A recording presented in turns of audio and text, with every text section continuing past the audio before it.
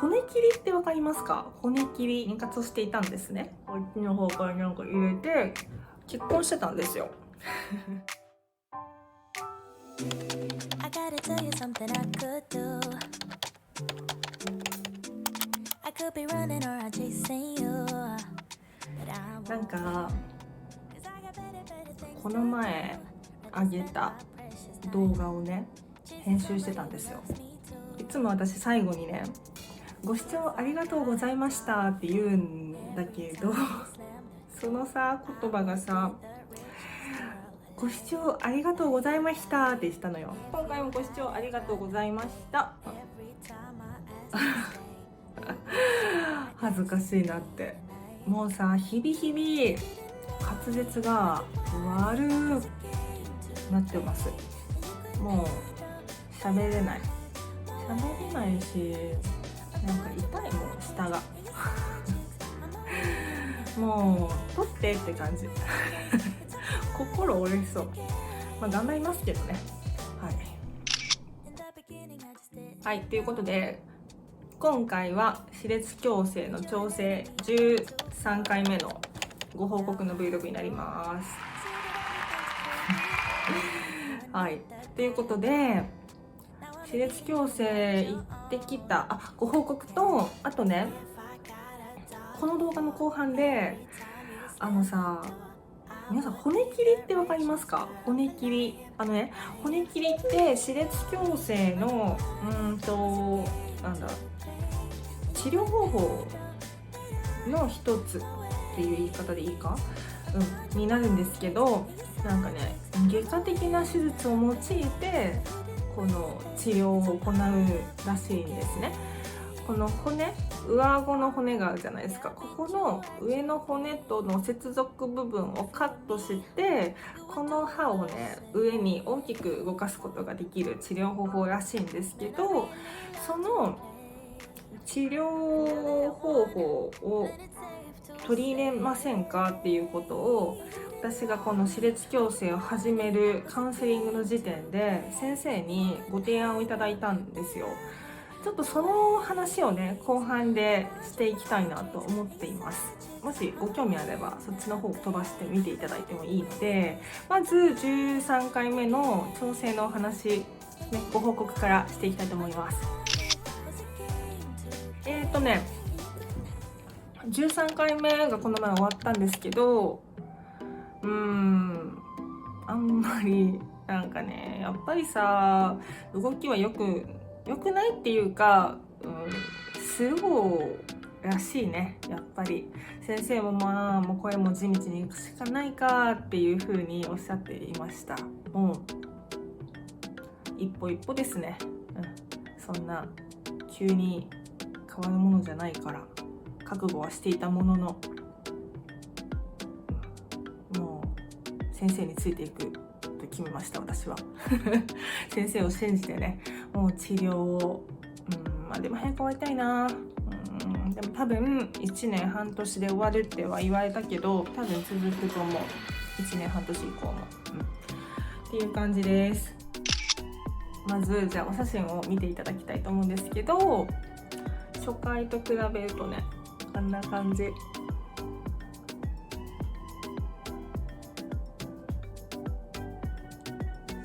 このね右側はどっちかっていうと動きがいいんですよ。もうちょっとでさ閉まると思う。この隙間なんかニキビができてるの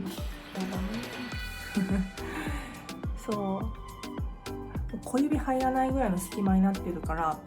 もう少しで右側は閉じると思う。なので下が閉じれば上も動いてくれると思うんだけど、下の方がもうちょっとで締まりそうな感じだから右側はね割とどっちかっていうとスムーズ。ただなんか左側がねなんか動きがあんま良くないんですよね。見えるかな。そうなんかね、こっちの隙間の方がどうしても大きく開いているから、そのせいで上の方の歯も結構隙間が空いてるんですよ。そうもう地道にね行くしかないです。初回と比べるとだいぶ狭くはなってきているんですけど、もうね時間かかりそうです。早く終わりたいE ラインこちらです。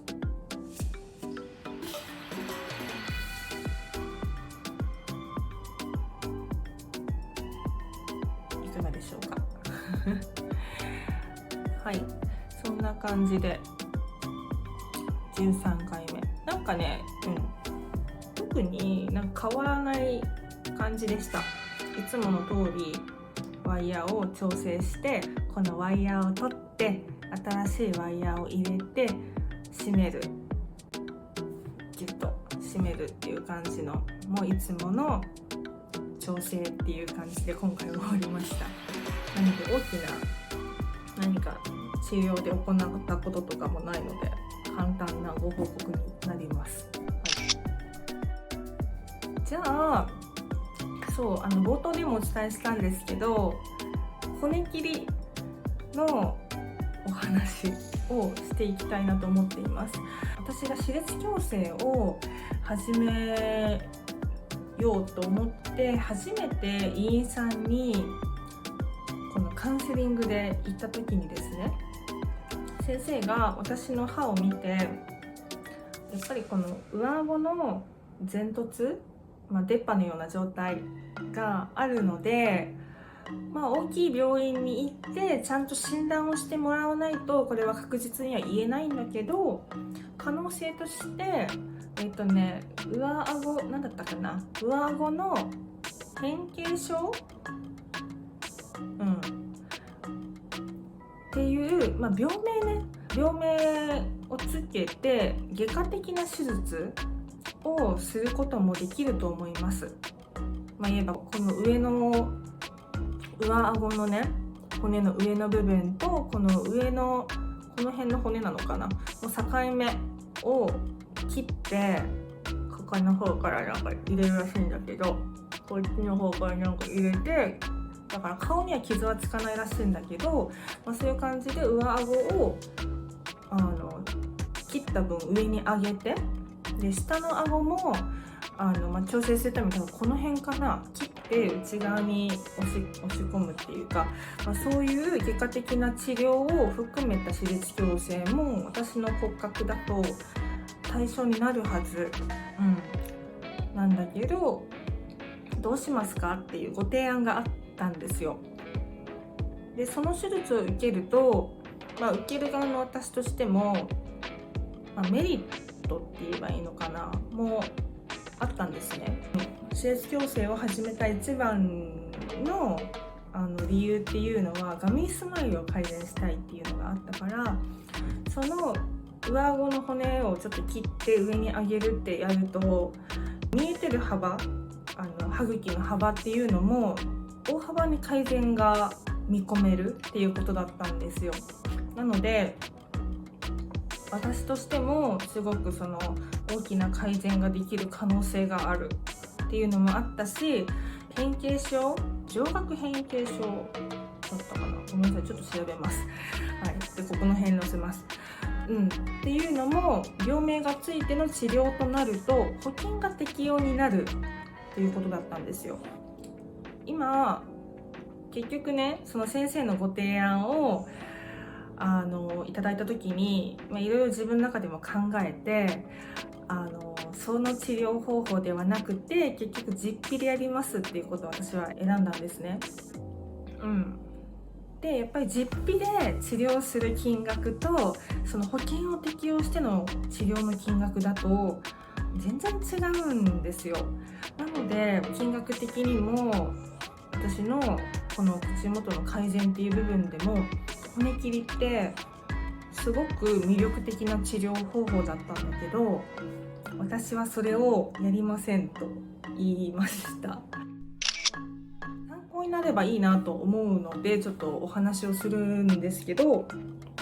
私その私立矯正を始めた時点でね結婚してたんですよ結婚してその相手の方が外国人だったんですね。で日本でお仕事をしているんだけど、日本で働く期間っていうのがもしかしたら2年とか3年で他の国に移動しないといけないかもしれないっていう可能性があったんですよ。なので私としてはあまり時間をかけたくない、歯列矯正の治療するにあたってあまり長い時間をかけたくないっていう思いがまずあって、もちろんその日本で治療をして他の国に移ってそこのクリニックとかで続きをするっていうこともできはするんだけど、やっぱりさ、信用してる先生のもとで私は終わらせたい。特にもう日本を離れて別の国ってなるとさ、やっぱり私の場合は第一言語は日本語で英語はどうしても第二言語になるわけだから、そういう細かいさニュアンスとかを先生に伝えたりとか先生から言われたりとかした時に完全にキャッチできるかって言ったらそこに対しての不安も正直あったんですよ。なのであまり時間をかけたくない、っていう思いがあって、その外科的な手術を取り入れるってなるとその分ちょっと時間かかっちゃうのかなっていう部分で、合わないのかなというふうに感じておりました。でね、もう一個実は理由があって、歯列矯正を始める段階で先生にいろいろヒアリングをされるんですよ。ご結婚ってされてますかとか、お子さんって考えてますかとか。その当時私は妊活をしていました。妊活をしていて、で妊活をしていていたんですね。妊活をしていたんですね。なので先生としては歯列矯正って痛みを伴うものだから、その歯列矯正をしながら妊娠ね、やっぱり体調の変化とかもあるじゃないですか。やっぱりそういうものが一緒になっちゃうと体調的に辛いですよ、大丈夫ですかっていうことも聞かれました。私は体調的に大変かもしれないけど、それってそれって授かり物、赤ちゃんもね、なのでその期間がかぶってしまった場合、歯列矯正と妊娠の期間がかぶってしまったらかぶってしまったで、それは頑張ろうと思っていました。ただそれが外科的な手術もするっていう治療方針でいくとなると、その歯列矯正の期間中はちょっと妊娠は控えてほしいっていうふうに言われたんですよね、先生に。なぜかっていうと、その期間妊娠をしてしまうと、妊娠して出産してある程度その体が落ち着いてからじゃないと外科的な手術ってできない。でその外科的な手術をするってしてそこがまた安定してって定期的に見ていくじゃないですか。そうするとやっぱりトータルしてみると長くなっちゃうんですよね、治療期間って。で逆を言えば歯列矯正を終わって完全に終わってその後から妊活ってするとできればその当時はねその当時はできれば早く欲しいなっていうのがあったから、そこまで待ちたくないなっていうのも正直あったんですよね。なのでやっぱり時間っていう部分で私のその生活のスタイルとその歯列矯正の外科的な手術を、用いた歯列矯正の治療っていうのがちょっと合わないかなっていう風に感じて、で、先生の方に、外科的な手術は使わずに実費でワイヤーの調整だけでやりたいですっていう風にお伝えをしましたね。だから今ワイヤーだけなのでまあちょっとそこに比べるとどうしてもやっぱ歯茎が見える状態で治療が終わっちゃう可能性としてもある、先生ももうその選択をするのであれば全然僕も頑張りますっておっしゃってくださったんですけど、やっぱり、ワイヤーだけだとちょっと難しいかもしれないってはおっしゃっていて、今先生とお話ししているのは調整が終わった後になんかさ、歯茎を形成する、なんて言えばいいのかな、レーザーでカットするのかな、この歯のさ、この見えている部分を大きくする、なので歯茎をさこうカットするっていう歯肉切除だったかなっていうのをやって、この歯茎の見える幅っていうのを調整するっていうのもあるから、それは歯列矯正が終わった後にちょっと考えましょうかっていう風な話も出ています。なのでおそらくそれで私の治療の最終的にどういう感じで終わるのかにもよりますけど、歯肉切除っていう方法を、今はできたらいいのかなっていうふうに今考えています。私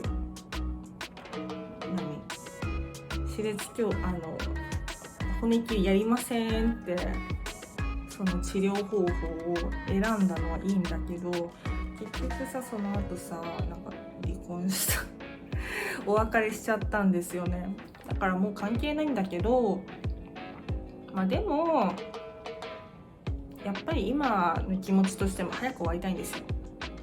早く終わりたいから、今から多分先生と相談したら骨切りの手術っていうのもまだできるかもしれない。でももういいかなっていう感じです。骨切りの手術は今後もやらなくていいかなっていうふうに思っているので、もうこのままワイヤー調整を続けて、でそれが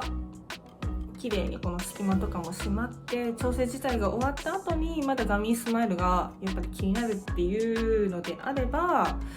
歯肉切除っていう方法で歯茎の見える幅っていうのをまた改善ができたらいいのかなっていうふうに今は考えています。そんな感じでちょっと私のプライベートもちらっとお話をしながら骨切りの話をさせていただきました。ということで今回もいかがだったでしょうか。歯列矯正を考えてる方いらっしゃると思うんですけど、大人になってさ歯列矯正を始める人ってやっぱいろんな生活スタイルがあるから、